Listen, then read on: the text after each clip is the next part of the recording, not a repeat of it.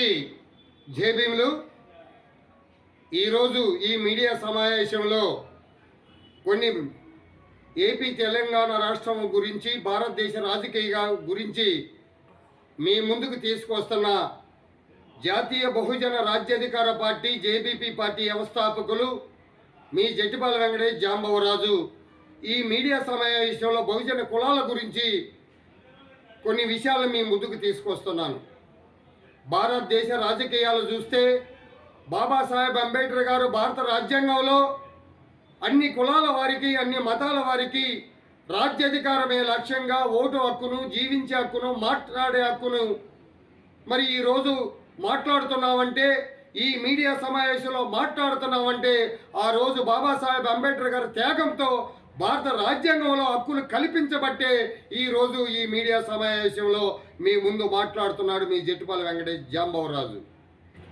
ప్రియమైన బహుజనులారా, SC ST BC మైనార్టీలు అగ్రవర్ణాల పార్టీలకి జెండాలు మోచి జైలు కొట్టినా శాసించే హక్కు, మాట్లాడే హక్కు మీకు ఉండదని కూడా ఆ రోజు మాన్యవారు కాంశీరావు బీఎస్పీ అధినేత మాన్యశ్రీ కాంశీరామ్ గారు ఈ భారతదేశ రాజకీయాల గురించి చెంచాయుగం పుస్తకాన్ని రాయటం జరిగింది. ఈ చెంచాయుగం పుస్తకం భారతదేశంలోనే సంచలనం సృష్టించింది.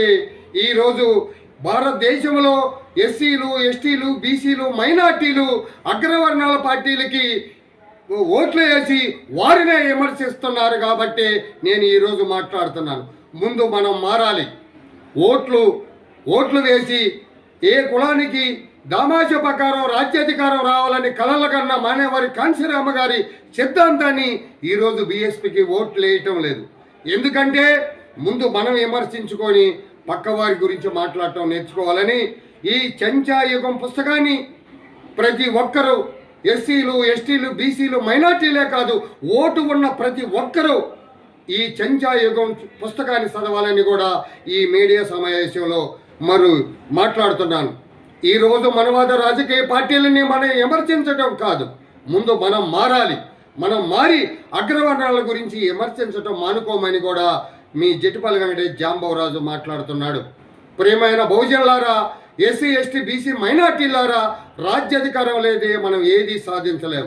ఓట్లు అమ్ముకుంటే బానిసలు అవుతాం. మన ఓట్లు మనం వేసుకుంటే రాజ్యాధికారం సాధిస్తాం. ఎస్సీ ఎస్టీ బీసీ ముస్లిం మైనార్టీలే కాదు అగ్రవర్ణాల పేదలను కూడా కలుపుకుంటేనే రాజ్యాధికారం వస్తుందని ఆ రోజు మాన్యవారి కాంశీరామ గారు మనకి బోధించారు, వివరించారు. ఈ రోజున మనవాద రాజకీయ పార్టీలు అంటున్నా కానీ